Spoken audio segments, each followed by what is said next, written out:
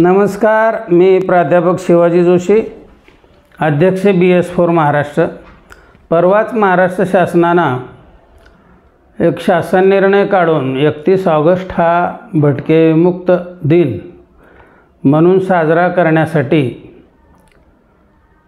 आवाहन केलेलं आहे आणि तसा शासन निर्णय काढलेला आहे। त्या संदर्भात आज आपण चर्चा करण्यासाठी या ठिकाणी मी आपल्यासमोर आलेलो आहे।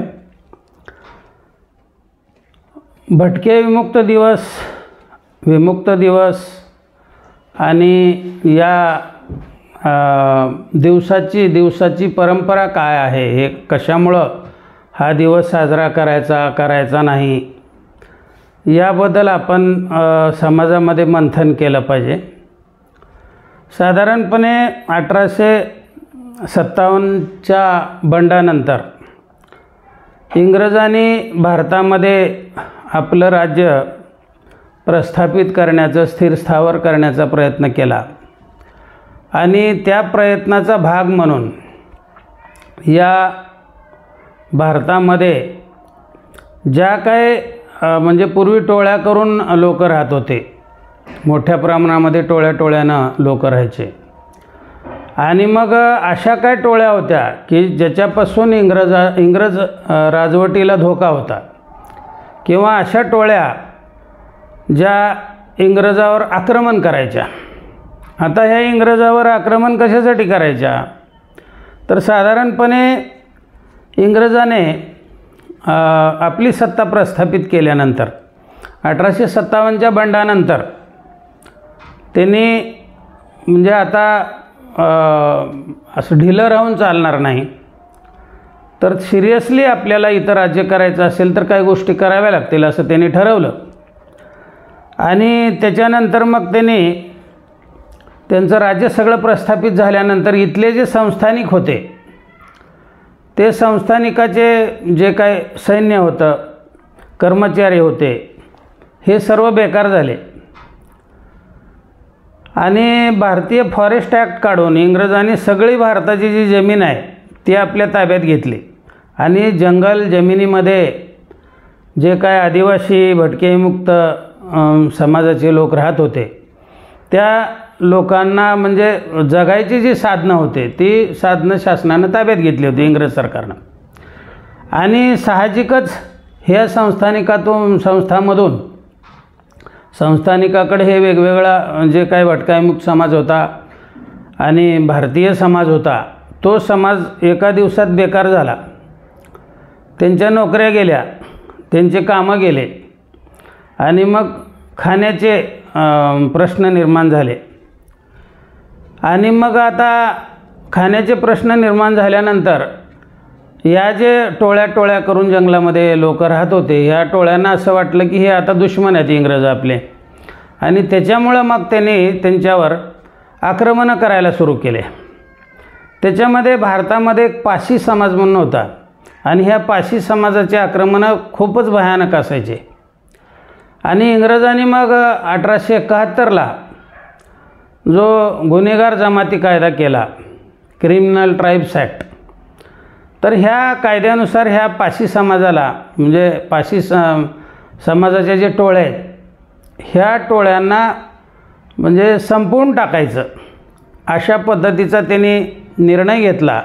आणि हा गुन्हेगार जमाती कायदा 1871चा हा पासी ॲक्ट म्हणून सुद्धा प्रसिद्ध आहे, म्हणजे ह्याला पासी ॲक्टसुद्धा म्हणतात। पासी ॲक्ट एवढ्यासाठी की पाशी समाजाला संपवण्यासाठी भारतामध्ये तो निर्माण केलेला कायदा आहे। आणि त्याच्यानंतर इंग्रजांनी पहिल्यांदा हा पाशी समाज पूर्णपणे नेस्तनाबूत करण्यासाठी त्यांच्यावर आक्रमणं करून त्यांना संपवण्याचं काम केलं आहे। पाशी, पासवान वगैरे हा जो समाज आहे तो एकच समाज आहे, तर त्या समाजाला संपवण्याचं काम इंग्रजांनी केलेलं आहे, म्हणजे मास मर्डर केलं त्याने। आणि अशीच मास मर्डर त्यांनी याच्यापूर्वीसुद्धा अमेरिकेमध्ये, ऑस्ट्रेलियामध्ये इंग्रजाचं वसाहती जे आहेत ते जगामध्ये 53 देशावर इंग्रजाचं राज्य होतं आणि वेगवेगळ्या देशांमध्ये त्यांनी हा गुन्हेगारी जमाती कायदा काढायचा आणि तिथल्या ज्या आपल्या सत्तेला घातक टोळे आहेत तर त्या टोळ्या संपवायच्या. ह्याच्यासाठी हा गुन्हेगार जमाती कायदा मुळात अस्तित्वात आलेला आहे. तर हा कायदा अस्तित्वात यायच्या अगोदर साधारणपणे 1857च्या या अगोदर म्हणजे 1815-16पासूनच पाशी समाजाचे टोळ्या होत्या, त्यांनी अनेक इंग्रजाच्या ह्याच्यावर आक्रमणं केली होती. त्याच्यानंतर खानदेशामध्ये आदिवासींनी बंड केलेलं होतं. उमाजी नायकांच्या नेतृत्वाखाली रामोशी समाजाने सुद्धा खूप मोठं बंड केलं होतं आणि इंग्रजाला सोडो की पळून करून सोडलेलं होतं. त्याच्यानंतर कोळी समाजाने बंड केलं होतं. अशा भटक्या विमुक्ताच्या अनेक टोळ्यांनी बंड केलं होतं आणि त्याच्यामुळं यांना 1871चा हा गुन्हेगार जमाती कायदा त्यांनी अस्तित्वात आला यांचा बंदोबस्त करण्यासाठी. आणि भारतीय समाजाला हे सांगितलं त्यांनी की भारतीय समाजावर आपल्याला आता राज्य करायचं आहे, त्याच्यामुळं आपण भारतीय समाजालाही पटवून देऊ की बाबा हे जे गुन्हेगार जमातीचे लोक आहेत ते तुम्हाला समाजाला घातक आहेत तुमच्यासाठी आणि म्हणून तुमच्यासाठी आम्ही त्यांचा बंदोबस्त करतो आहे. म्हणजे समाजामध्ये सुद्धा इंग्रज सरकारविषयी एक चांगली भावना निर्माण व्हावी हाही त्याच्या पाठीमागचा हेतू होता. आणि त्याच्यानंतर मग त्यांनी 1871ला हा गुन्हेगार जमाती कायदा पहिल्यांदा भारतामध्ये अस्तित्वात आणला आणि त्याच्यानंतर मग ह्याच्यासाठी वसाहती निर्माण केल्या. संपूर्ण भारतामध्ये 52 वसाहती निर्माण केल्या आणि साधारणपणे 200 जाती ह्या गुन्हेगार जमाती कायद्याखाली आणल्या गेल्या. तर ह्या ज्या 200 जाती होत्या 190 जाती, तर ह्या 190 जातीमध्ये महाराष्ट्रातल्या 48 जाती होत्या. म्हणजे भटक्या 28 आणि विमुक्त 14 अशा 28 जातीसाठी हा कायदा लागू होता. आता ह्या 28 जाती ज्या होत्या ते ह्याच्यामध्ये पूर्वीच्या गुन्हेगार जमाती म्हणजे भारतामध्ये जे होतं की नॉमॅडिक ट्राईब्स, भटक्या जमाती आणि सेमी नॉमॅडिक ट्राईब्स हीच कम्युनिटी होती. विजेंटी अशी काही कम्युनिटी नव्हती इंग्रजाच्या काळामध्ये. नॉमॅडिक ट्राईब्स अँड सेमी नॉमॅडिक ट्राईब्स, यालाच नंतर डेनोटिफाईड ट्राईब्स आणि नोमॅडिक ट्राईब्स असं म्हटलं गेलं. तर ह्या ज्या जाती आहेत तर याच्यामध्ये ज्या सेमी नोमॅडिक ट्राईब्स होत्या त्या आजच्या 14 आपण विमुक्त जाती त्यांना म्हणतो. तर ह्या जाती म्हणजे गुन्हेगारी स्वरूपाच्या जाती होत्या. म्हणजे चोऱ्या करणे, डाके घालणे, खिसे कापणे किंवा सामान उचलून घेऊन पळून जाणे, अशा पद्धतीच्या ह्या टोळ्या करून ह्या जाती राहत होत्या. आणि ही वेळ कशामुळे आली होती तर इंग्रजांनी ह्यांच्या नोकऱ्या, इंग्रजांनी ह्यांच्या संस्थानिकाकडं असलेलं जे काही कामधंदा नोकऱ्या होत्या हे इंग्रजी राजवटीमुळं यांनी खलास करून टाकल्या. त्याच्यामुळं हे गुन्हेगार बनल्या. त्यांना जगण्याचं काही साधनच नाही ना. जल जंगल जमीन वगैरे असं काहीच नव्हतं यांच्याकडे, जगण्याचा असा कुठला व्यवसाय नव्हता. त्याच्यामुळं यांना काही पर्यायच उरला नाही आणि मग हे गुन्हेगारी जमाती म्हणजे ह्या तयार झाल्या.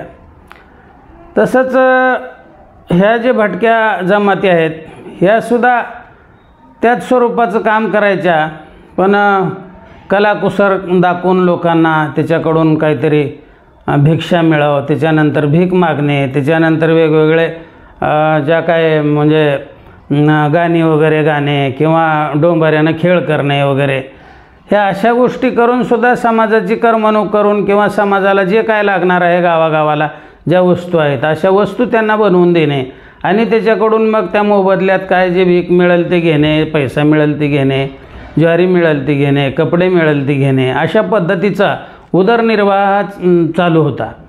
तर याच्यामध्ये ह्या ज्या 2 कम्युनिटी आहेत आता भटक्या आणि विमुक्त कम्युनिटी, त्याच्यामध्ये आपण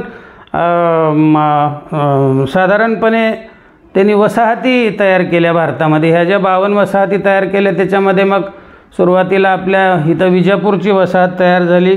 सोलापूर, पुणे, बारामती, हुबळी, धारवाड, अहमदाबाद अशा सगळ्या ह्या वसाहती तयार झाल्या. आणि ह्या वसाहतीमध्ये काय करायचं की 3 प्रकारचं कुंपण करायचं इंग्रजांनी, एकात एक असे 3 कुंपणं करायचे आणि त्या कुंपणाच्या मध्ये हे लोक आणून ठेवायचे. आता हे जे लोक मध्ये आणून ठेवले जायचे तर हे जिथं काही गुन्हा घडलेला आहे आणि जिथं ह्या जाती आहेत त्या ठिकाणी काही कंप्लेन आली की साधारणपणे ते सगळे कुटुंबासहित लोक उचलायचे आणि त्या कुंपणामध्ये टाकायचे. मग त्याच्यामध्ये ते कुणी गुन्हा केला आहे का नाही केला आहे का काही संबंध नाही. म्हणजे जे लेकरू आज जन्माला आहे त्यालासुद्धा उद्या कुंपणात टाकायचं म्हणजे ते सुद्धा गुन्हेगार. म्हणजे ह्या जाती संपूर्णपणे गुन्हेगार जाती. तर हे अशा पद्धतीनं ती जेल भरायची. आणि त्याच्यामध्ये काय झालं की साधारणपणे ह्या वसाहती तयार झाल्या. ॲक्ट तयार झाल्यानंतर वसाहती तयार झाल्या, पण त्या वसाहतीचं नियमन कसं करायचं, त्याचे बाकीचे नियम कायदे कानून कसे असतील, ते कसे लोकांना अन्न कसं पुरवायचं, त्यांच्याकडून काय काम करून घ्यायचं वगैरे, हे काय नियम तयार झालेले नव्हते. हे नियम 1908मध्ये तयार झाले. आणि 1871 ते 1908पर्यंत ती एवढी फरफड झाली त्याच्यामुळं की काय करावं हेच माहीत नाही. फक्त आणून ठेवायचे, संपलं. त्याला भाकर नाही, तुकडा नाही, अन्न नाही, उपाशी मारायचे लोक. अंगावर कपडे नाहीत. अनेक वेळेला काही चांगल्या इंग्रज अधिकाऱ्याने अंगावरची शाल टाकून ते नागड्या उघड्या जी महिला आहेत त्या महिलावर त्या शाली टाकायच्या आणि लोक उपाशी मारायचे अक्षरशः. मग आजूबाजूला कामावर ते लोक कुठं काम आहे का, बांधकामाचं काम असेल, कुठं काय काम असेल त्या कामावर पाठवायचे. पण ह्या गुन्हेगारीचे बाबा हे चोर लोक आहेत वगैरे असे लोक आहेत म्हणून लोक कामालाही लावायचे नाहीत. म्हणजे एवढी वाईट अवस्था, जे मिळेल ते मग खायचं आणि उपासमार तिथं त्या लोकांची व्हायची. आणि अशा भयानक वाईट परिस्थितीमध्ये एकतर हा भटका विमुक्त समाज पिढ्यानपिढ्या वर्णव्यवस्थेचा बळी आहे. वर्ण आणि जातीमुळं पहिलंच आम्ही समाजव्यवस्थेचे बळी आहोत. समाजामध्ये आमचं शेवटचं गाडग आहे उतरंडीत. आणि त्याच्यानंतर मग हा कहर म्हणजे परत इंग्रजाचं राज्य स्थापन झाल्यानंतर ह्यांनी परत गुन्हेगारी जमाती कायदा अस्तित्वात आणला. म्हणजे पूर्वीच आम्ही वर्णव्यवस्था जातीव्यवस्थेचे बळी आणि त्याच्यानंतर परत इंग्रजाच्या ह्या काळ्या कायद्याचे बळी. म्हणजे असं 2-2, 3-3 टप्प्यानं बळी. म्हणजे किती बळी राहावं यालाही काही मर्यादा असते. आणि त्याच्यामुळं मग हे सगळे जे अन्याय उघड्या डोळ्यांनी सगळे बघणे आणि मग तिथलं जे काय सेटलमेंट कॅम्पमधलं जे वातावरण होतं ते साधारणपणे जो काय अधीक्षक असेल त्या अधीक्षकानं 3-3 वेळा त्याच्या हजेऱ्या घ्यायच्या आणि अंग तपासणी करायची. महिला असो पुरुष असो त्याच्या सगळ्या अंगाला सगळं हात लावून करून त्याचा म्हणजे असं काही अधिकार मानवाचे अधिकार असे कुठलेच त्यांना नव्हते. जसे जनावरं आपण कोंडवाड्यात कोंडतो, आता सगळे जनावरं जसे कोंडवाडे आहेत जनावराचे वेगवेगळ्या महानगरपालिकेमध्ये तशा पद्धतीचे हे कोंडवाडेच होते. उलट ते महानगरपालिकेचे कोंडवाडे अजून बरे आहे त्याच्यापेक्षा, कारण याच्यात बायका लेकरं सगळेच असायचे ना, कुटुंबाच्या कुटुंब असायचे. त्याला काय आंघोळीला पाणी आहे का, काही प्यायला पाणी आहे का, काही स्वयंपाकाला अन्न आहे, काहीच नाही. अशा भयानक वाईट परिस्थितीमध्ये हे लोक त्या याच्यामध्ये जीवन जगत होते.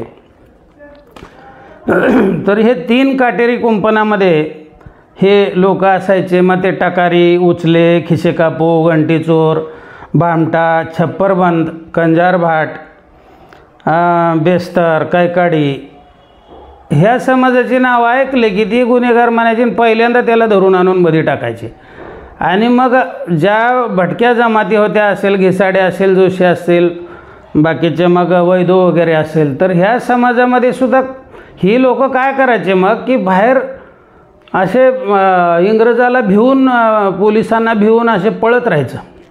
म्हणजे ह्यांचं जे जीवन होतं ते साधारणपणे भिवून, जसं लपून माणूस सारखा पोलीस पाठीमागं लागल्यावर कसा लपून राहतो तसे हे समाज प्रत्येक गावागावात गेले तर मसनवाट्यात राहायचं, कुठंतरी आडबाजूला असं राहायचं की तिथं ते दिसलं नाही पाहिजे, कारण दिसलं की परत उचलून सेटलमेंट कॅम्पमध्ये टाकतील ना.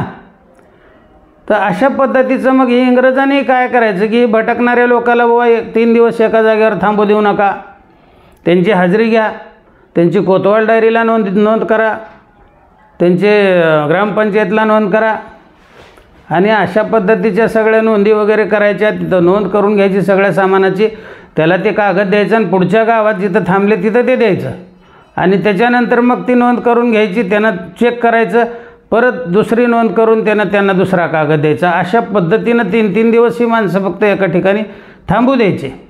आणि ह्यांच्याबद्दल जर समजा काही कंप्लेन केली कोतवालांनी, गावानी, त्या सरपंचाने, पोलीस स्टेशनने किंवा असाची इथं चोरी झाली आणि इथं हे लोक होते म्हणलं की त्याला उचलायचं नेऊन सेटलमेंट कॅम्पमध्ये टाकायचं. तर हे सेटलमेंट कॅम्पमध्ये टाकू नये म्हणून चोरून लपवून असे पळायचे लोक.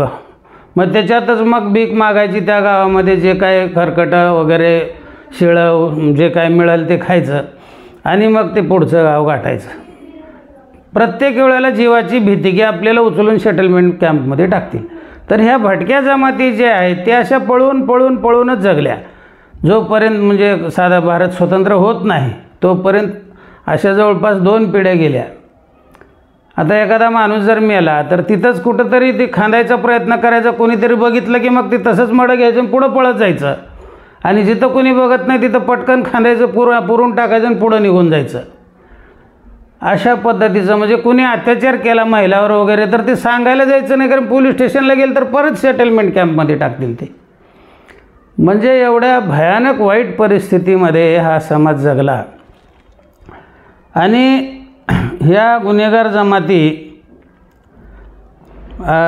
साधारणपणे यांच्याकडं बघण्याचा दृष्टिकोन एवढा वाईट होता की त्यावेळेला शासन, पोलीस स्टेशन आणि कोर्ट यांचा बघण्याचाच ह्यांच्याकडे एवढा वाईट दृष्टिकोन असायचा की नुसतं कोर्टात केस जरी दाखल झाली, कुणी 4 कंस चोरले तर म्हणून जरी कोर्टात आणून त्यांच्यावर केस दाखल झाली तर जन्मठेपेची शिक्षा द्यायची कोर्टानं. म्हणजे तिथं काही अपीलच असायचं नाही, कारण ह्यांच्याकडे कुठं वकील आहे आणि कुठं अपील करणार आहेत ते. म्हणजे साध्या गोष्टीसाठी, म्हणजे बारक्या गोष्टीसाठी सुद्धा ते सेटलमेंट कॅम्पमधलं आहे म्हणलं की जन्मठेप देऊन टाकायची. आणि हे लोक मग अक्षरशः ते सेटलमेंट कॅम्पमधून परत ते जेलमध्ये सडत राहायचे. तर हे पोलीस, न्यायालय आणि शासन ह्याच्यामध्ये समन्वय ह्या बाबतीत कुठंही नव्हता. म्हणजे काय नेमकं यांच्याबद्दलची भूमिका घ्यायची, त्याच्यामुळं ह्यांचा दृष्टिकोन हा वाईटच असायचा त्या बघण्याचा. आणि त्याच्यामुळं खूप म्हणजे अतोनात यातना सहन करत या सगळ्या समाजाला सेटलमेंट कॅम्पमध्ये आणि सेटलमेंटच्या कॅम्पच्या बाहेर असं जनावरासारखं, म्हणजे पशुसुद्धा असा जगणार नाही. एखादं जनावर बांधलं तर शांतपणाने चारा तर खाईल ते. त्यांना शांतपणे जेवण्याची सुद्धा मुभा नव्हती.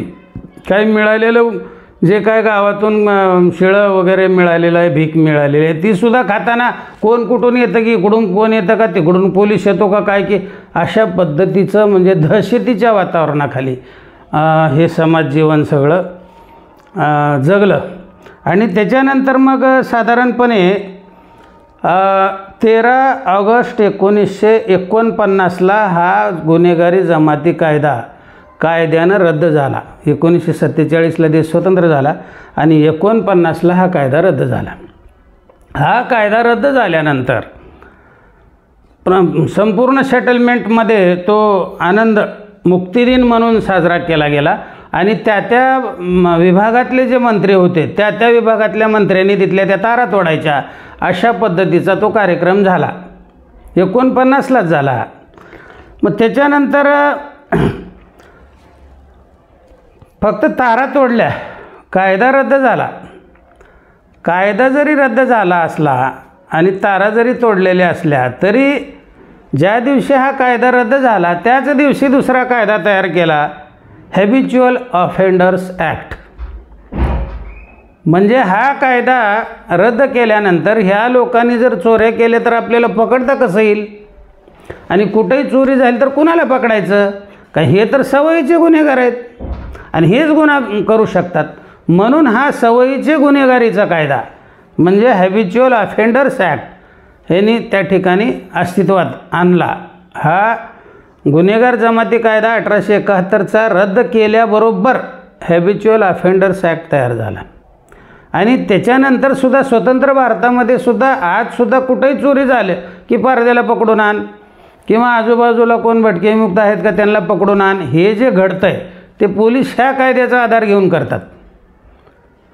आणि हा कायदा अजूनसुद्धा भारतामध्ये अस्तित्वात आहे. हे सगळ्यात वाईट आहे त्याच्यातलं. तर हे झाल्यानंतर मग या सेटलमेंट कॅम्पमध्ये भारत स्वतंत्र व्हायच्या पूर्वीपासून हे सगळे 52 सेटलमेंट कॅम्प सगळ्या देशामध्ये होते. आणि मग जवळचे जे सेटलमेंट कॅम्प असतील, मुंडव्यातलं पुण्यातलं असेल, सोलापूरचं सेटलमेंट कॅम्प असेल, बारामतीचं सेटलमेंट कॅम्प असेल, तर ह्या सेटलमेंट कॅम्पमधले जे काही चांगली लोकं होते तर ही लोकं एकमेकाला भेटायचे किंवा आपण काय केलं पाहिजे, आपल्या काय म्हणजे अडचणी आहेत, इंग्रज सरकारला भेटलं पाहिजे, त्यांना हे केलं पाहिजे किंवा आमच्या ह्या अडचणी आहेत त्या आहेत. तर ह्याच्यासाठी विमुक्त समाज जो आहे तो जास्तीत जास्त प्रमाणात ह्या सेटलमेंट कॅम्पमध्ये होता. ज्या 14 जाती आहेत विमुक्ताच्या, ज्यांना आपण आज विमुक्त म्हणतो, जे VJ1, तर ह्या कम्युनिटी ह्या गुन्हेगार जमाती असल्यामुळं ह्या जास्तीत जास्त जमाती त्या सेटलमेंट कॅम्पमध्ये असायच्या. मध्ये वैदू जोशी वगैरे ह्या जे भटके आहेत ते कमी प्रमाणामध्ये असायच्या त्याच्यामध्ये, पण ह्या सगळ्या त्याच्यामध्ये जशा सापडेल तशा कोंबलेल्या होत्या. म्हणजे ह्याच जाती सेटलमेंट कॅम्पमध्ये होत्या आणि ह्या जाती सेटलमेंट कॅम्पमध्ये नव्हत्या असा प्रकार नव्हता. त्याला काही नियम नव्हता की ह्यांनाच आणून कोंडलं पाहिजे आणि ह्यांना नाही कोंडलं पाहिजे. त्यांना वाटलं की बाबा हे गुन्हेगार आहेत आणि हे खुंखार आहेत, ह्यांना मध्येच ठेवलं पाहिजे म्हणलं की त्याने ते ठेवायचं. तर हे असं हे 48 जातीच्या बाबतीमध्ये होतं. तर ह्याच्यामध्ये भीमराव जाधव गुरुजी म्हणून होते सोलापूरचे, त्याच्यानंतर बोधन नगरकर म्हणून होते आणि आपले मारुती जाधव म्हणून बारामतीचे होते. तर ह्यांनी साधारणपणे स्वातंत्र्यपूर्वीच्या काळापासून त्याचं ते सेटलमेंटमधलं संघटन होतं. आणि मग ज्या वेळेला ह्या तारा वगैरे मंत्र्यांनी तोडल्या त्याच्यानंतर साधारणपणे ह्यांनी विचार केला की बाबा ठीक आहे तारा तोडल्या, पण आता करायचं काय, जगायचं साधन काय. सेटलमेंटच्या तारा तोडल्या पण असं काय कोंडवडा दार उघडल्याबरोबर जनावरं पळत सुटल्यासारखं पळत सुटायचं म्हणजे जायचं कुठं.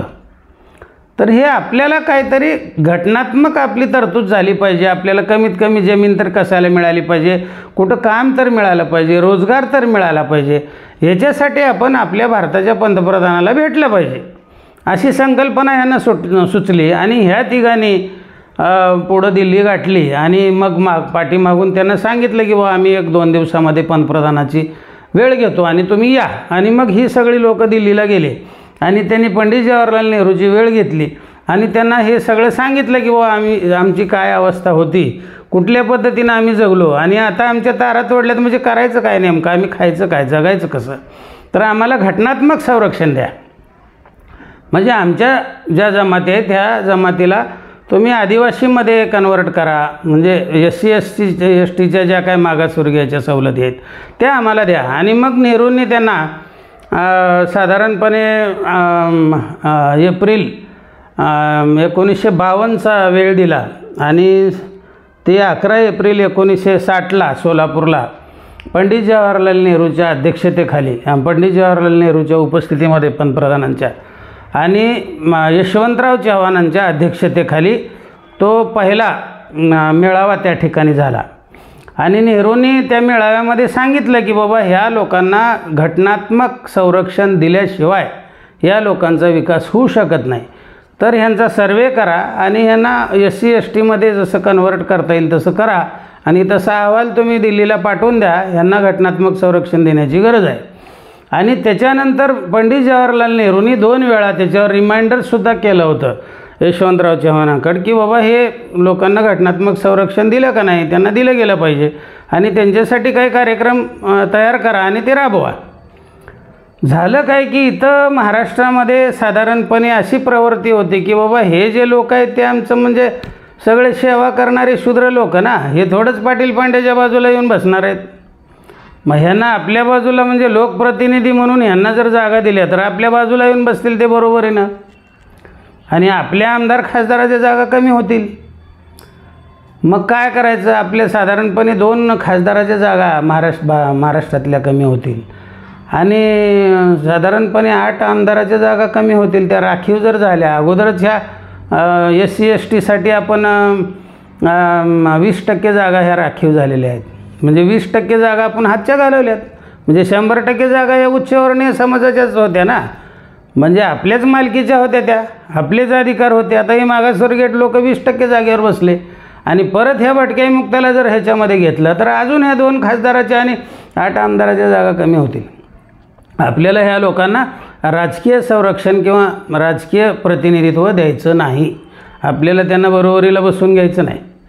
आणि मग काय करायचं तर यांना नोकरीपुरतं आणि शिक्षणापुरतं रिझर्वेशन आपण महाराष्ट्रापुरतं देऊ. आणि म्हणून यशवंतराव चव्हाणांनी त्यावेळेला भटक्या विमुक्तांना घटनात्मक संरक्षण नाकारलं आणि महाराष्ट्राचं VJNTचं रिझर्वेशन दिलं. आणि तिथंच ह्या समाजाचं अधपतन झालं, तिथंच ह्या समाजाचं म्हणजे शिरकाण झालं. म्हणजे ह्या समाजाला संपवलं त्याच ठिकाणी यशवंतराव चव्हाणांनी. आणि तिथून सगळं म्हणजे ह्या समाजाचं घटनात्मक संरक्षण न मिळाल्यामुळं तिथून ह्या समाजाचं अधपतन होत गेलं. आणि आज जी अवस्था आहे ती केवळ ते यशवंतराव चव्हाणांनी तो निर्णय त्यावेळेला चुकीचा घेतल्यामुळं आज आमच्या समाजाची सगळ्यात वाईट अवस्था आहे. आज आमच्या समाजाचा एकही कलेक्टर नाही, एकही SP नाही, ICS नाही, IFS नाही, एकही न्यायाधीश नाही, कुठल्याही सभागृहामध्ये आमचा लोकप्रतिनिधी नाही, लोकसभेत लोकप्रतिनिधी नाही, विधानसभेत प्रतिनिधी नाही. म्हणजे हा समाज ह्या भारताचा नागरिकच आहे का नाही की अशा प्रकारची परिस्थिती आज भारतामध्ये निर्माण झालेली आहे. त्यानंतर पंडित जवाहरलाल नेहरूंच्या त्या मेळाव्यानंतर हे काय होऊ शकलं नाही, SC STमध्ये घालण्याचं होऊ शकलं नाही. त्याच्यानंतर 1965मध्ये लोकूर आयोग तयार झाला, लोकूर कमिटी तयार झाली. आणि लोकूर कमिशननं असे रिपोर्ट दिले की बाबा ह्या समाजाला भटक्या विमुक्त जातीला आपल्याला SC STमध्ये टाकता येईल. कारण अस्पृश्याचे जे काही लक्षणं असतात आणि आदिवासीसाठी जे आदिम लक्षणं असतात हे यांच्यामध्ये आहेत. यांना हे घटनात्मक संरक्षण SC STचं द्यायला काही हरकत नाही आणि हे दिलं पाहिजे असं लोकूर समितीचा रिपोर्ट आहे 1965चा. त्याच्यानंतर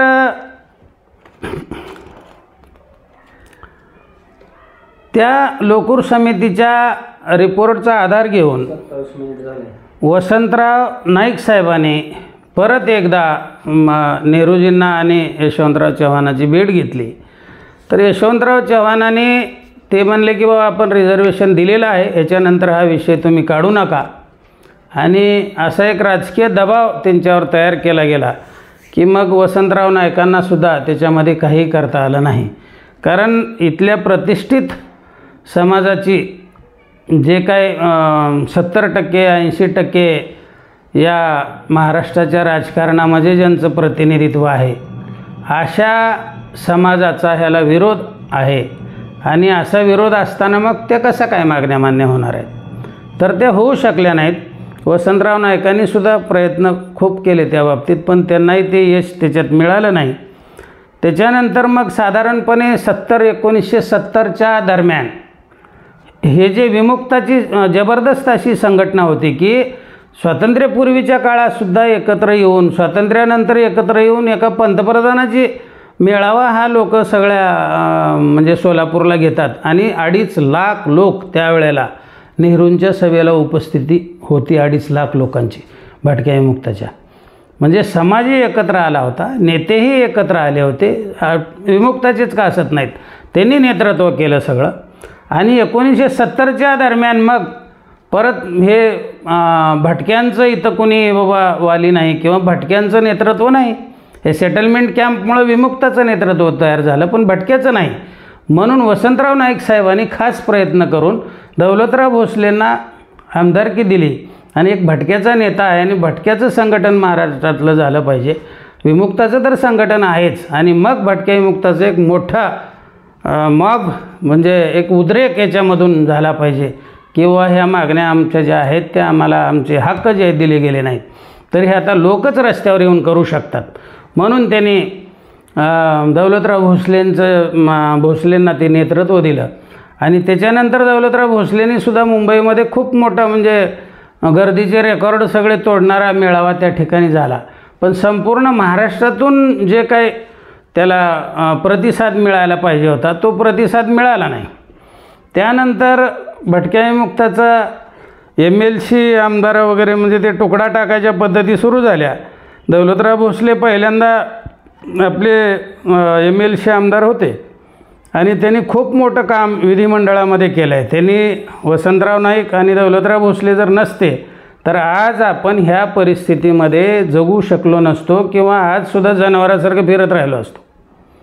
या दोन माणसामुळं कमीत कमी जे का लोक आज नोकरीला लागलेले आहेत, शिकलेले आहेत आणि आज एक माणूस म्हणून मध्यमवर्गीयाचं जे जीवन जगायला लागलेत ते ह्या माणसामुळं जगायला लागलेले आहेत. तर हे विसरून चालणार नाही आपल्याला. त्याच्यानंतर साधारणपणे 1989मध्ये एप्रिल महिन्यातच परत राजीव गांधीच्या उपस्थितीमध्ये सोलापूरलाच त्या ठिकाणी असा मेळावा भटक्या मुक्तांचा झाला आणि त्या मेळाव्यालासुद्धा साधारणपणे 5 लाख लोक उपस्थित असतील. म्हणजे एवढा मोठा मेळावा झाला आणि तो मेळाव्याला जे साधारणपणे त्यावेळेला लक्ष्मण माने यांना MLCची आमदारकी त्याच्यानंतर मिळाली. तर त्या मेळाव्यामध्ये शरद पवार अध्यक्ष होते त्या कार्यक्रमाचे आणि राजीव गांधी पंतप्रधान होते त्यावेळेला. तर त्या मेळाव्यामध्ये सुद्धा ह्याने त्या सर्व मागण्या आपण केलेल्या होत्या की बाबा आम्हाला ते असं पंडित जवाहरलाल नेहरूचं म्हणणं होतं की घटनात्मक संरक्षण ह्या लोकांना दिलं पाहिजे, पण ते मिळालं नाही आणि ते घटनात्मक संरक्षण आम्हाला द्या अशी मागणी राजीव गांधीकडं केलेली होती. आणि त्यांनी मी दिल्लीला जातो आणि त्याच्यानंतर त्याच्यावर विचार करतो असं आश्वासन दिलं होतं. त्यानंतर जो पाठपुरावा व्हायला पाहिजे होता महाराष्ट्र शासनाकडून STमध्ये घालण्याचा लोकूर आयोगाचा आधार घेऊन, तर तो शरद पवार सरकारनं त्यावेळेला त्याच्यानंतर तो केलेला नाही आणि त्याच्यामुळं आपली जी परिस्थिती होती तीच परिस्थिती कायम राहिली. पंतप्रधान आले, मुख्यमंत्री अध्यक्ष होते त्या कार्यक्रमाचे, तरीसुद्धा आपली एकमेव जी मागणी होती तीसुद्धा आपल्या पदरात पडली नाही. आणि त्याच्यामुळं आपल्याला मागासवर्गीयाचं संरक्षण, जे ॲट्रॉसिटीज ॲक्टचं संरक्षण असतं किंवा विशेष निधीचं जे तरतूद असते त्याच्यामध्ये किंवा नोकऱ्यामध्ये ज्या काही जागा असतात केंद्राच्या राज्याच्या किंवा शिक्षणामध्ये ज्या काही मूलभूत सवलती असतात त्या कुठल्याही सवलती आपल्याला मिळाल्या नाहीत. जे काय 4% रिझर्वेशन VJNTचं या ठिकाणी दिलं गेलं सुरुवातीला, त्याच आधारावर थोडीफार आज जे कर्मचारी अधिकारी सेवेमध्ये आहेत आणि मध्यमवर्गीय जो तयार झाला आहे तो केवळ त्या एका निर्णयामुळं तेवढंच झालेलं आहे. आणि त्याचं इम्प्लिमेंटेशन वसंतराव नाईक साहेब आणि दौलतराव भोसले हे 5 वर्ष 6 वर्ष आमदार होते आणि त्या काळामध्ये मोठ्या प्रमाणामध्ये झालं आणि तिथून इम्प्लिमेंट होऊ लागलं. 4% रिझर्वेशन जरी असलं तरी यांचा काळ यावा लागला ते इम्प्लिमेंट करायला, नाहीतर ते इम्प्लिमेंटसुद्धा होत नव्हतं. फक्त कागदावर 4% असायचं पण ते भरायचंच नाही, अशीच पद्धत होती. तर हे अशा पद्धतीनं 2 पंतप्रधानाचे मेळावे झाले, पण त्या दोन्ही पंतप्रधानाच्या मेळाव्यानं आपले ज्या काय अधिकार आहेत घटनात्मक भटक्या मुक्ताचे ते मिळू शकलेले नाहीत. त्याच्यानंतर मग साधारणपणे अनेक चळवळी त्याच्यानंतर झाल्या. चळवळी झाल्या नाहीत असं नाही, महाराष्ट्रामध्ये भरपूर अशा चळवळी झाल्या. साधारणपणे आसाराम गुरुजी, जी चव्हाण असतील, प्राध्यापक मोतीराज राठोड असतील, बाळकृष्ण रेणके असतील, लक्ष्मण माने असतील, लक्ष्मण गायकवाड असतील आणि ही आमची फळी जी असेल दुसरी फळी साधारणपणे, तर हे आम्ही त्याच्यानंतर DK भोसले असतील त्यावेळेला आपले मुंबईचे, त्याच्यानंतर आपले शिवलाल जाधव असतील याचे पुण्याचे, तर ही सगळी मंडळी त्याच्यामध्ये चळवळीमध्ये सदोदित म्हणजे हे समाजासाठी कार्य करणारे लोक होते. पण त्याचं दखल अशी कधीही सरकारनं पॉझिटिव्हली घेतली नाही आणि भटक्या मुक्ताला कधी न्याय दिला नाही.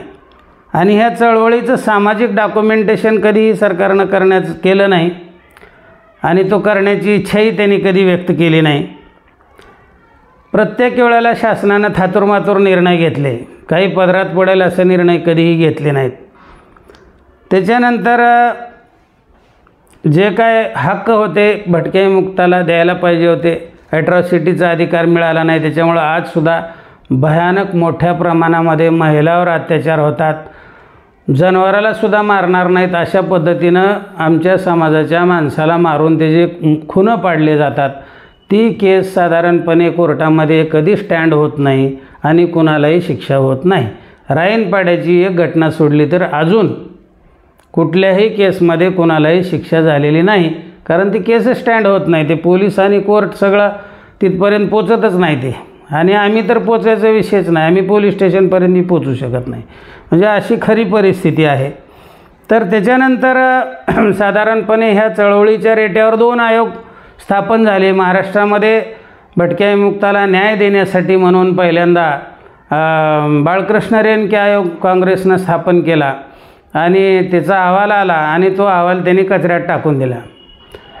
त्याच्यानंतर हे भाजपचं सरकार आलं. त्याच्यानंतर भाजपच्या सरकारने हा दादा इदाते आयोग स्थापन केला आणि दादा इदाते आयोगाचा जो अहवाल आला तो मोदी सरकारनं कचऱ्याच्या डब्यात टाकून दिला. म्हणजे 2 आयोग नेमूनसुद्धा त्याच्या शिफारसी कचऱ्यात फेकून दिल्या गेल्या. त्याचा काही उपयोग झालेला नाही. कुठलाही आयोग सरकारनं कुठलाही स्वीकारला नाही. त्याच्यानंतर कधीही याची स्वतंत्र जनगणना केली नाही, स्वतंत्र त्याचा डाटा कधी तयार करायचा प्रयत्न केला नाही आणि त्याच्यामुळं त्याच्यावर कुठलं नियोजनही झालेलं नाही. आता ह्या बाबीमुळं झालं काय की साधारणपणे पूर्वी नोमॅडिक सेमी नोमॅडिक ट्राईब्स, इंग्रजाच्या काळापासून आम्ही ट्राईब्स होतो. ट्राईब्स म्हणजे आदिवासी. पण स्वतंत्र भारतामध्ये जे काय अनुसूचित जमाती म्हणजे शेड्यूल्ड ट्राईबच्या यादीमध्ये आम्ही आलो नाही. आम्ही इंग्रजाच्या आधीच्या काळापासून ट्राईब्स आहोत, नोमॅडिक ट्राईब्स आहोत, सेमी नोमॅडिक ट्राईब्स आहोत. पण भारत स्वतंत्र झाल्यानंतर शेड्यूल्ड ट्राईबची यादी तयार झाली, त्या यादीमध्ये आम्ही कुठंही गेलो नाही आणि इंग्रजाच्या काळापासून आम्ही ट्राईब्स आहोत. म्हणजे आम्हाला नवीन पुन्हा ट्राईब्स असं म्हणायची गरज नाही, पण आम्हाला त्या यादीमध्ये घेतलं गेलं नाही, त्या शेड्यूल्ड ट्राईबच्या यादीमधून डावललं गेलं. त्याच्यानंतर नामाधिकरण असं झालं की DTNT, डेनोटिफाईड ट्राईब्स, त्याची कुठंही नोंद नाही अशा ट्राईब्स आणि नोमॅडिक ट्राईब्स. म्हणजे त्यावेळेला आम्ही ट्राईब्स होतो, पण आम्ही शेड्यूल्ड ट्राईबच्या यादीमध्ये नाही. त्याच्यानंतर पुन्हा नेहरूंनी ज्या वेळेला 1952ला ते तारा तोडल्या आणि त्यांनी सांगितलं की आजपासून तुम्ही विमुक्त, आजपासून तुम्ही विमुक्त म्हणलं की मग ते ट्राईब जे होतं ते लगेच जातीत कन्वर्ट झालं. म्हणजे ह्या विमुक्त जाती झाल्या, विमुक्त जमाती राहिल्या नाहीत. म्हणजे आम्हाला परत आमच्यातले अर्धे जातीत घातले आणि अर्धे ट्राईब्समध्ये राहिले आणि तरीसुद्धा त्याचा काही उपयोग झालेला नाही, VJNT बी होऊन झाला नाही. म्हणजे हे सगळं जन्मजात ट्राईब्स असतानासुद्धा आम्हाला शेड्यूल्ड ट्राईब्समध्ये कुठंही जागा कुठल्याही सरकारनं दिली नाही. या जाती मागासवर्गीयाचे निकष पूर्ण करतात असं लोकूर आयोग सांगत असतानासुद्धा कुठल्याही घटनात्मक संरक्षण SC किंवा STचं आम्हाला मिळालं नाही. पण ज्या जाती ऑलरेडी ओपनमध्ये होत्या, ज्या जाती ऑलरेडी OBCमध्ये होत्या, म्हणजे OBC आणि ओपन हा सवर्ण प्रकार मानला जातो आणि SC ST NT हा प्रकार मागासवर्गीय मानला जातो. तर ह्या ओपनमधल्या ज्या जाती आहेत त्याचे कसलेही निकष नसताना, कुठलेही अहवाल नसताना मागासवर्गीयाचे लोकसभेमध्ये त्यांच्यासाठी प्रश्न विचारले गेले की ह्या समाजाला अनुसूचित जमातीमध्ये घालायचं काय झालं, ह्या समाजाला अनुसूचित जमातीमध्ये घातलं गेलं पाहिजे.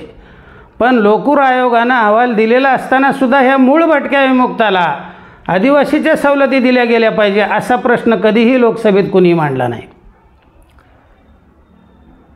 म्हणजे किती वाईट विवंचना आहे. ज्यांना म्हणजे निकषपात्र ज्या जाती नाहीत त्या जातीला रिझर्वेशन दिले गेले. सुप्रीम कोर्टानं ते रिझर्वेशन कॅन्सल केले.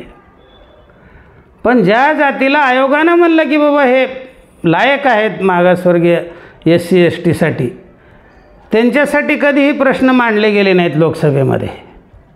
म्हणजे हा किती भयानक अन्याय आहे ह्या समाजावर. त्याच्यानंतर या मागासवर्गीयांना जे रिझर्वेशन दिलं गेलं होतं त्याच्यामध्ये VJNTचं, त्याच्यामध्ये दुसऱ्या जाती याच्यामध्ये आणल्या गेल्या. आता दुसऱ्या जाती आणल्या गेल्या आणि स्वतंत्र प्रत्येक जातीला रिझर्वेशन दिलं गेलं ह्याच्याबद्दल आमची तक्रार नाही. पण जे रिझर्वेशन दिलं गेलं ते कागदावर दिलं गेलं. विजे 3%, NT 2.5%, NT1 3.5%, NT2 2%. एका जातीला 2% रिझर्वेशन आणि एका जातीला 3.5% रिझर्वेशन.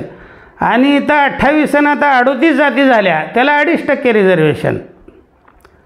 आणि विमुक्ताच्या 14 जातीला 3% रिझर्वेशन. कसं वाटतं हे गणित सगळं?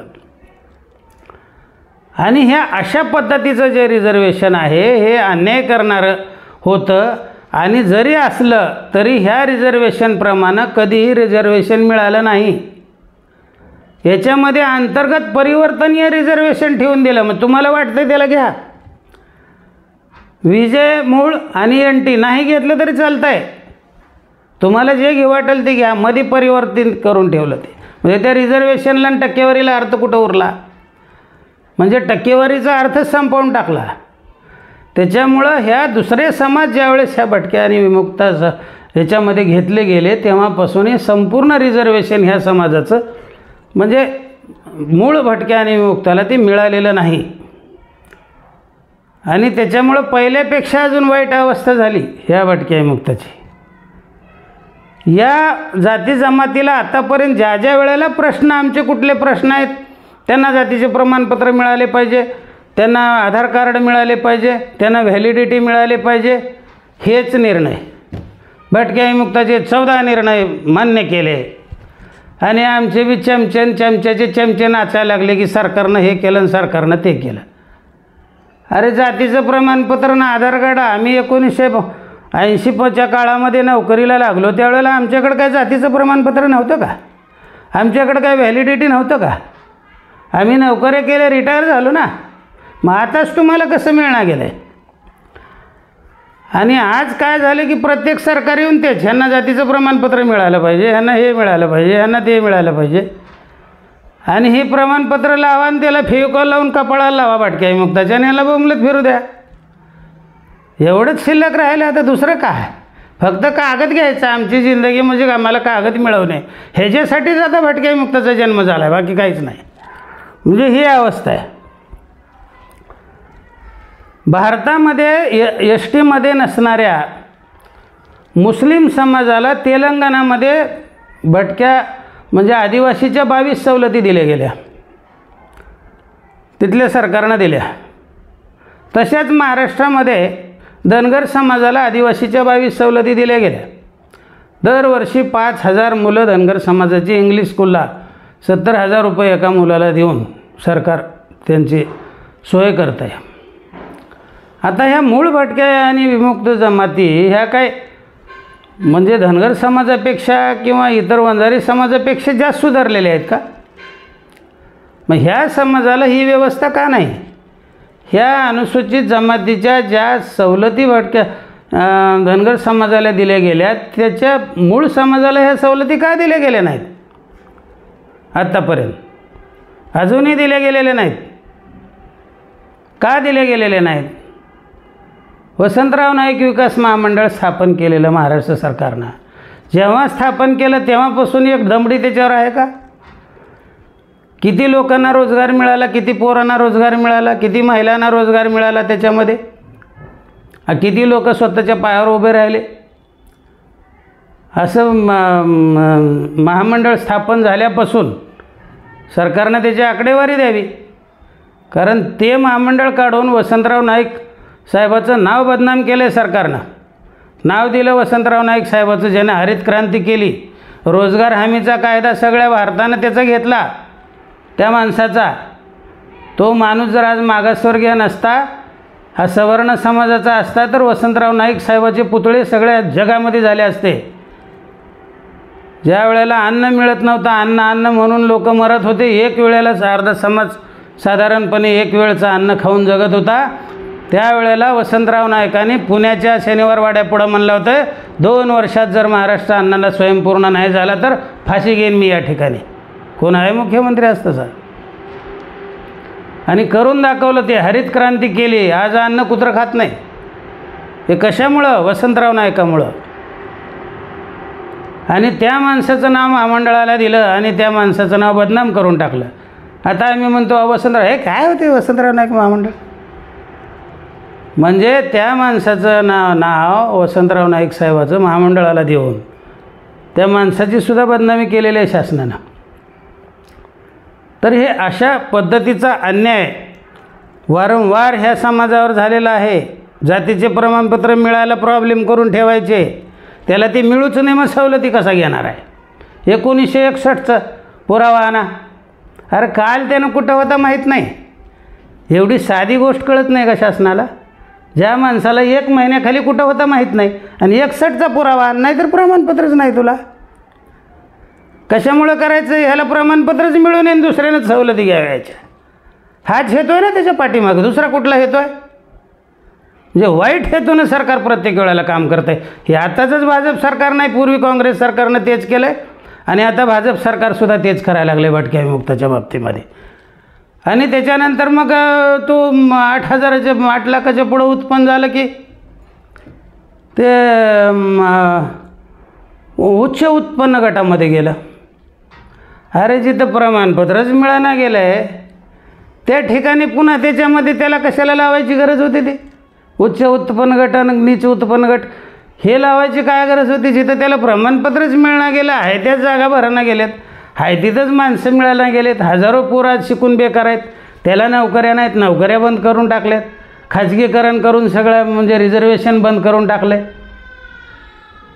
अशा परिस्थितीमध्ये हा समाज जगणार आहे कसा? याला काय सवलती दिल्या तुम्ही शासनानं?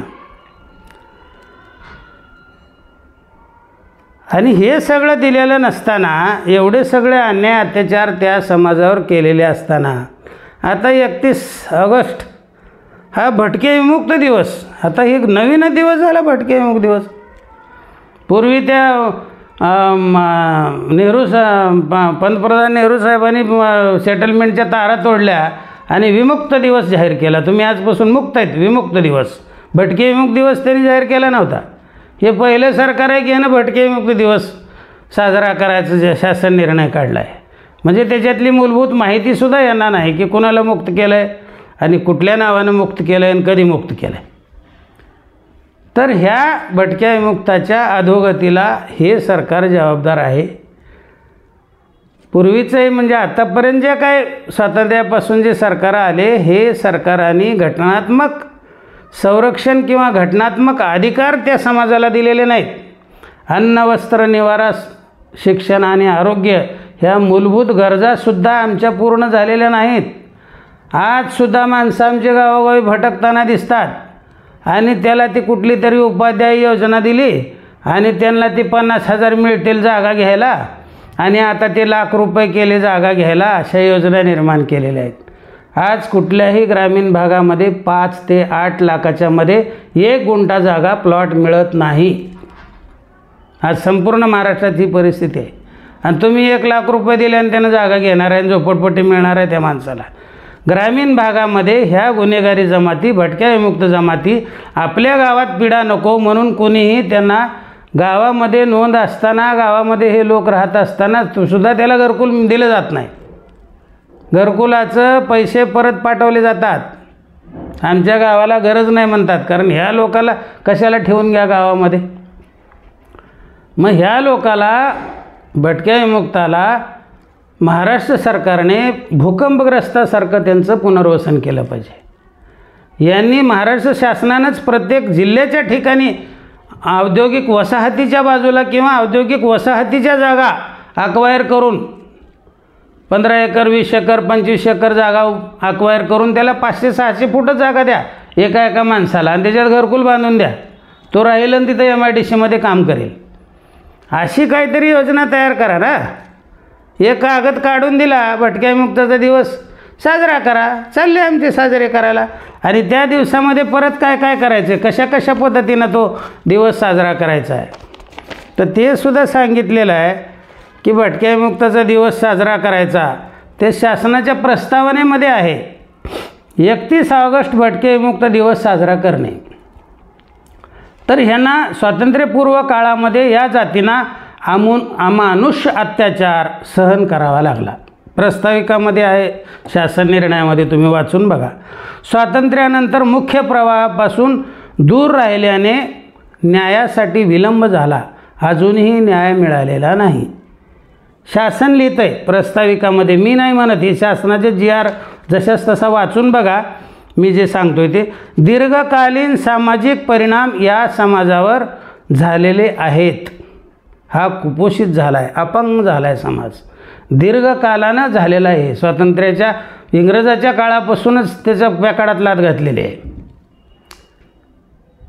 त्याच्यानंतर विमुक्त जाती म्हणून यांना घोषित करण्यात आलेलं आहे, ते नेहरूजींनीच घोषित केलेलं आहे. स्वातंत्र्यातील योगदानाच्या स्मरणार्थ, म्हणजे स्वातंत्र्यामध्ये जे त्यांचं योगदान होतं, ह्या टोळ्यांनी इंग्रजावर आक्रमण केले होते, तर हे योगदान सुद्धा सरकारनं ह्याच्या स्मरणार्थ ठेवलेलं आहे. आणि त्याच्यामुळं सरकारनं विमुक्त दिन, भटके विमुक्ताचा दिवस म्हणून हा साजरा करण्यास मान्यता दिलेली आहे. ह्या गोष्टीमुळं सरकारनं 1%ही काम ह्या मुद्द्यामध्ये केलेलं नाही. आणि मग दिन कशासाठी साजरा करायचा? आणि त्याच्यामध्ये परत सांगितलं आहे की निर्णय काय काय आहे त्याच्यामध्ये. हा दिवस राज्यस्तरावर व जिल्हा स्तरावर साजरा करायचा आहे. संस्कृती परंपरा दर्शवणारे देखावे सादर करायचे आहे. म्हणजे आम्हाला जे भिकेचे डोहाळे लागलेले आहेत ना, ते सगळे भिकारी गोळा करायचे आम्ही, पुन्हा ते सगळं भीक मागायचे देखावे तयार करायचे आणि सगळ्या महाराष्ट्रानं बघायचे. हे जे भिकेचे डोहाळे आम्हाला लागलेले आहेत पोटासाठी, ते भिकेचे डोहाळे पुन्हा एकदा शूटिंग करून घ्यायचं प्रत्येक जिल्ह्यानं. आमच्या वेशभूषेमध्ये कशा भीक मागत होतो आम्ही, त्या ताटण वाट्या घेऊन ते भीक मागायचं, वाजवायचं, नाचायचं, आमच्या बायकांनी वाजवायचं आणि लेकरांनी तारावर नाचायचं आणि पुरुष मंडळींनी चापकं मारून घ्यायचे आणि ते बायकांनी ते डंबडं वाजवायचं. आणि ही जी बेइज्जतीची परंपरा आहे, ही बेइज्जतीची परंपरा प्रत्येक जिल्ह्यामध्ये पुन्हा निर्माण करायची. ती त्यांना बोलून घ्यायचं 1000-500 रुपये देऊन जिल्ह्यामध्ये, आणि ते सांगायचे असं करून दाखवा, तुमची लोककला आहे, किती भारी लोककला आहे, त्याला इज्जत आहे का काय आहे, बेइज्जत पुन्हा व्हा. म्हणजे हे भिकेचे डोहाळे लागलेले सगळे जे देखावे आहेत ते पुन्हा सरकारला बघायचे TV वर. हे एक साजरा करायचा आहे. त्याच्यानंतर शैक्षणिक माहितीचे उपक्रम राबवायचे. म्हणजे काय द्यायचं घ्यायचं नाही, फक्त ते शिबिर घ्यायचं आणि त्याचे उपक्रम माहिती सांगायचं की असं शिकल्यावर चांगलं होतं, तसं शिकल्यावर चांगलं होतं, तिकडं कोर्स आहे, इकडं कोर्स आहे, हे सांगायचं आहे फक्त. त्याच्यानंतर वेगवेगळ्या ज्या काय VJNTच्या आश्रमशाळा आहेत, वसतिगृह आहेत मागासवर्गीय, त्या वसतिगृहातून आरोग्य तपासणी करायची आहे. त्याचं आरोग्य तपासणी कधी झालंच नाही. असे फुकट आरोग्य तपासण्या रोज व्हायला लागल्यात, वेगवेगळ्या संस्था करायला लागल्यात. ह्या भटके विमुक्त दिवसानिमित्त त्यांच्या आरोग्य तपासणी करायची आहे. त्यांच्या आधार कार्ड, जात प्रमाणपत्र, वैधता प्रमाणपत्र, वेगवेगळे दस्तऐवज ही द्यायचे नाहीत, ह्याची माहिती द्यायची. ते कसं मिळवतात ते, हे 1000 वेळा ह्याच्यापूर्वी दिलेलं आहे आणि हे आपण तेच करत आलोत रोज. ती फक्त माहिती द्यायची आहे, त्याची प्रमाणपत्र द्यायचे नाहीत. कारण ते दिले की आमच्या कपाळाला लावून पुन्हा फिरवायचं आहे. हे भटके विमुक्त बघा या देशातले. त्याच्यानंतर 31 ऑगस्ट सर्व शासकीय कार्यालयात साजरा करायचा. सुट्टी असला तरी साजरा करायचा, रविवार शनिवार असला तरी साजरा करायचा. आणि ह्या जे अनुदान सरकार ह्या वसतिगृहाला देतं आहे, वेगवेगळे अनुदान ह्या मुलाच्या फीससाठी देतं आहे, आश्रमशाळेला देतं आहे, तर ते जे अनुदान आहे त्याच अनुदानातून हे बी करायचं जे काय करायचं ते. त्याला सरकार वेगळे पैसे देणार नाही. म्हणजे मुलाचे फीससाठी जे द्यायचे पैसे ते ह्याच्यात खर्च करायचे. एवढं उदार झाले महाराष्ट्राचं सरकार. राजा उदार झाला आणि हाती भोपळा दिला. आणि आमच्यातले लोक ते लगेच तयारीला लागले. भटके विमुक्त दिवस म्हणजे वा वा वा, कौतुकास्पद काम महाराष्ट्र सरकारचं. म्हणजे एवढे उपकार मानले पाहिजे त्यांनी भटका विमुक्ताचा दिवस साजरा करण्यासाठीचा शासन निर्णय काढला आहे. तिथं अकलेचा काही विषयच नाही ना. जिथं ज्ञान नाही तिथं काय चांगलं आणि काय वाईट कळतच नसलं तर काय करणार आहे त्याला. आणि त्याचे काही चमच्याचे चमचे काही कमी राहिलेले नाहीत. आता प्रत्येकजण आपलं सगळे बाबा पळायलेलं असते पॉकेट घ्यायसाठी निवडणुकीमध्ये, लोकांपर्यंत मटण आणि दारू पुरवायसाठी आणि त्यांची मतं त्यांना त्यांच्या पार्ट्या टाकण्यासाठी, त्यांना कोट्याधीश करायसाठी आणि आम्ही भीक मागायसाठी.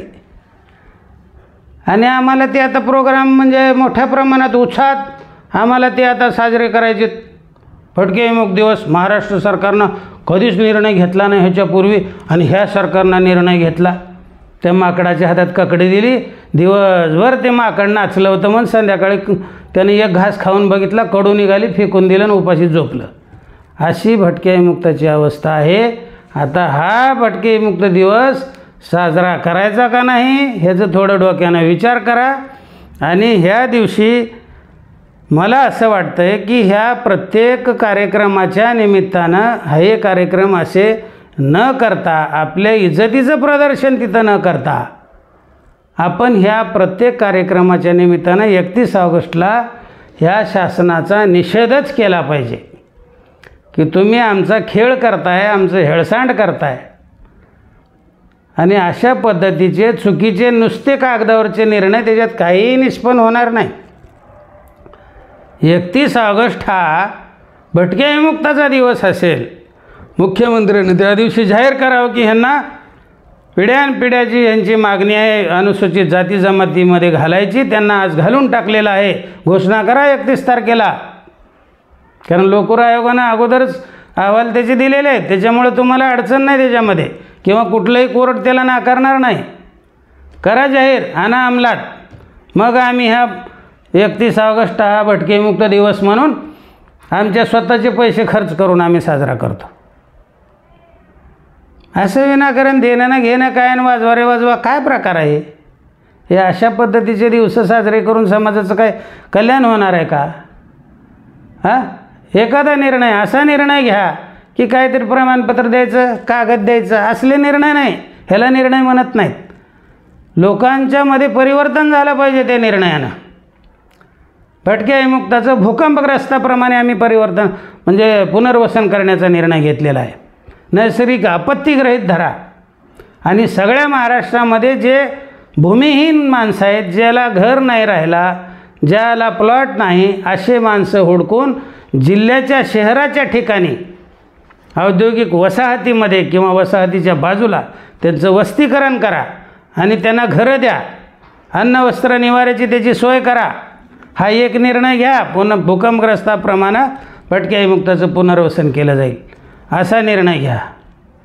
कसलाही निर्णय घ्यायचा नाही आणि उगं बोलाची कडेन बोलाचा बात आणि विनाकारण सगळं म्हणजे समाजाचा खेळ करायचा. आणि पिढ्यानपिढ्या हे होत आलेलं आहे. स्वातंत्र्यापूर्वीपासून तेच झालं आहे आणि स्वातंत्र्य मिळाल्यानंतरसुद्धा आता या 79 वर्षामध्ये हेच होऊ लागलं आहे. दुसरं काय? कारण आमचा समाज एकत्र नाही. जे काय 4 लोक आहेत ते लोक त्यांनी अगोदरच चमचेचे चमचे करून ठेवलेले आहेत. त्याच्यामुळं हे समाज काय करू शकत नाही. ह्यांनी काही एकत्र येऊन ताकद आपल्या समोर उभा करू शकत नाहीत. हा सर्व म्हणजे शासनाचा, सर्व सरकारांचा, सर्व पक्षाचा ग्रह आहे. आणि हा ग्रह जर मोडून काढायचा असेल तर ह्या 31 ऑगस्टला ह्या सगळ्याच्या सरकारचा निषेध करून आपण शपथ घेतली पाहिजे की आम्ही एकत्र येऊ आणि वर्षभरात ह्याच्यापैकी मी जे सांगितलं ते करून दाखवू. सर्वांनी ठरवा आणि त्यानंतर तुम्ही बघा शासन कसं पळतं आहे ते. आपली एकी असेल तर ह्या गोष्टी होणार आहेत. एकी न होण्यासाठीच माणसं आज सगळ्या जातीमध्ये सगळे विभागले जातात आणि विभागून माणसं स्वतःच्या पायावर दगड टाकून घेतात.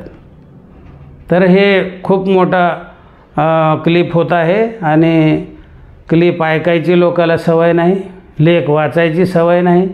त्याच्यामुळं काय कळायचा विषय नाही. आपल्याला हात जोडून विनंती आहे की ही क्लिप ऐका, इतर लोकांना पाठवा आणि त्याविषयी आपल्या काय म्हणणं असेल त्याविषयीचं तर मला कळवा. मी परत दुसरी क्लिप तयार करून त्याचं उत्तर आपल्याला देतो. नमस्कार.